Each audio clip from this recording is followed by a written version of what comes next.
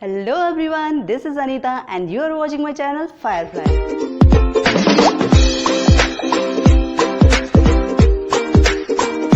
So friends, today in this video we are going to learn about parts of speech.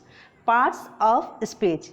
That's mean जब भी हम बात करते हैं हम सेंटेंस का यूज़ करते हैं, हम उस सेंटेंस में डिफरेंट वर्ड्स यूज़ करते हैं, तो उन सारे वर्ड्स का कुछ ना कुछ नेम होता है। जैसे हमारा नाम है, एक पर्सन डॉक्टर भी हो सकता है, टीचर भी हो सकता है, इंजीनियर भी हो सकता है। उसी तरह से जो वर्ड्स हम लोग यूज़ करते हैं वो वर्ब भी हो सकता है, नाउन भी हो सकता है, एडजेक्टिव भी हो सकता है, प्रीपोजिशन, कंजक्शन, इंटरजेक्शन कुछ भी हो सकता है। तो ये सारे क्या हैं? ये सारे हैं पार्ट्स ऑफ स्पीच और इनकी यूसेज क्या हैं इसके बारे में हम लोग जानेंगे आज के वीडियो में। सो पार्ट्स ऑफ स्पीच 9 होते हैं, लेकिन हम लोग डिटर्मिनर के बारे में पहले पढ़ चुके हैं, इसलिए आज के वीडियो में हम लोग सिर्फ 8 पार्ट्स ऑफ स्पीच पढ़ेंगे। 8 पार्ट्स ऑफ स्पीच क्या है? Noun, pronoun, verb, adjective, adverb, preposition, conjunction and interjection. Noun क्या है? नाम, किसी का भी नाम।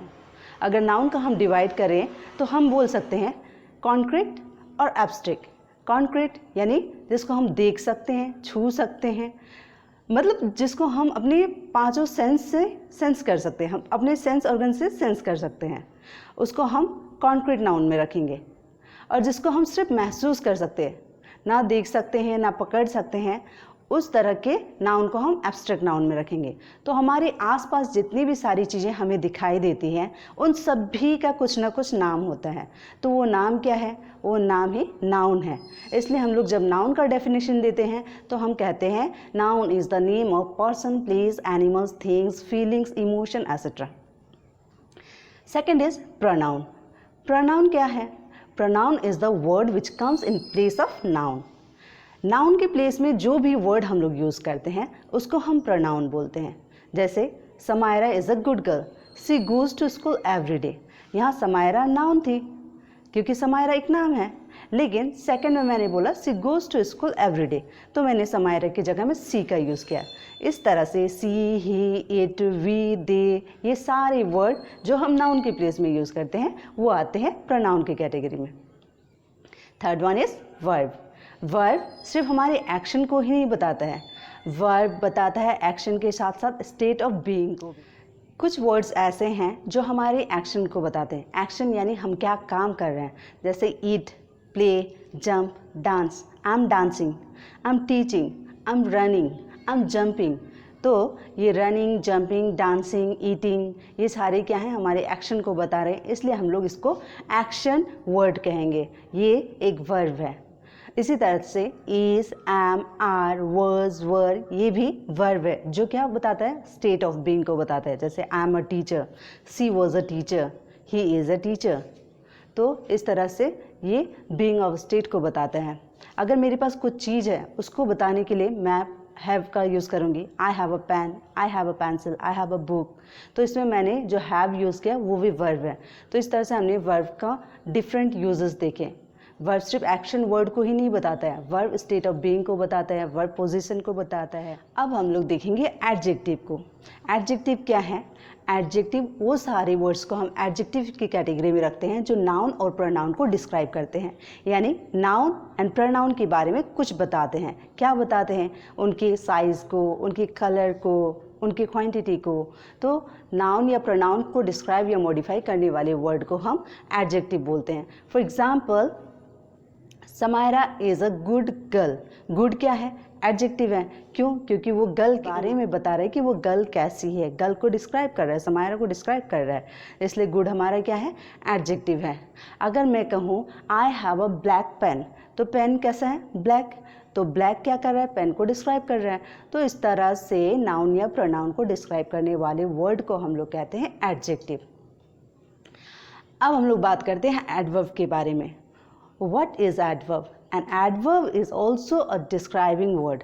For example, Samaira is good girl, but अगर हम उसके आगे लगा दे very, Samaira is very good girl, तो very क्या कर रहा है? वो भी डिस्क्राइब कर रहा है, बट वो नाउन प्रोनाउन को डिस्क्राइब नहीं कर रहा है, वो डिस्क्राइब कर रहा है वर्ब को, एडजेक्टिव को। और एडवर्ब को। तो एडवर्ब ऐसा वर्ड है जो डिस्क्राइब करता है वर्ब को, एडजेक्टिव को, और खुद एडवर्ब को, उसको हम एडवर्ब बोलते हैं। अब हम बात करेंगे प्रीपोजिशन के बारे में। प्रीपोजिशन वो वर्ड जिसको हम यूज़ करते हैं नाउन या प्रोनाउन का सेंटेंस में दूसरे नाउन या प्रोनाउन या सेंटेंस के साथ क्या कनेक्शन है उसको बताने के लिए। जैसे my mobile is on the table, मेरा मोबाइल कहाँ है? On the table. टेबल और मोबाइल के बीच क्या कनेक्शन है? मेरा मोबाइल जो है वो टेबल पर है, तो इसीलिए हम लोग ऑन का यूज़ किए। अगर मैं बोलूँ the cat is under the table, cat कहाँ है? टेबल के अंडर में है, नीचे में है। तो ये जो वर्ड हम यूज़ कर रहे हैं ऑन, अंडर, एट, इन, ये सारे वर्ड और भी बहुत सारे इस तरह के वर्ड हैं जिसको हम लोग नेक्स्ट वीडियो में डिटेल में जानेंगे। इस तरह के वर्ड को हम प्रीपोजिशन बोलते हैं। प्रीपोजिशन जो नाउन या प्रोनाउन का दूसरे नाउन या प्रोनाउन से या सेंटेंस में अदर वर्ड से क्या रिलेशन है उसको बताता है। अब बारी आती है कंजक्शन की, जिसको हम लोग बोलते हैं जॉइनिंग वर्ड्स। क्यों? क्योंकि ये वर्ड्स को जॉइनिंग करता है, ग्रुप ऑफ वर्ड्स को जॉइन करता है या सेंटेंसेस को जॉइन करता है। कैसे जॉइन करता है?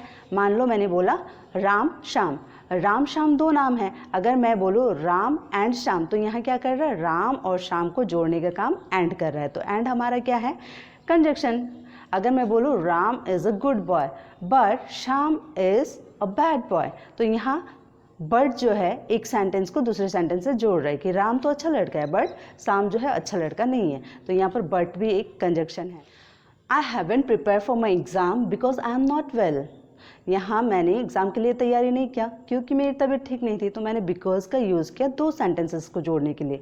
तो हमने देखा बिकॉज एंड इफ, इस तरह के बहुत सारे वर्ड हैं जिसका इस्तेमाल हम करते हैं, जिसका यूज़ हम करते हैं दो सेंटेंसेस को, दो वर्ड्स को, ग्रुप ऑफ वर्ड्स को आपस में जोड़ने के लिए। तो इस तरह के जो वर्ड्स हैं इसको हम लोग बोलते हैं कंजक्शन, क्योंकि ये जोड़ने का काम करता है, कनेक्ट करने का काम करता है। The last one is interjection. Interjection क्या है? वो सारे वर्ड्स जो हमारे फीलिंग्स को बताते हैं।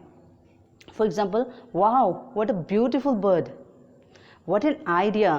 तो यहाँ व्हाट, वाओ, ब्रावो, हुर्रे, उप्स, ये सारे वर्ड्स जो हैं ये इंटरजेक्शन वर्ड जिसका यूज़ हम करते हैं अपने फीलिंग्स को बताने के लिए।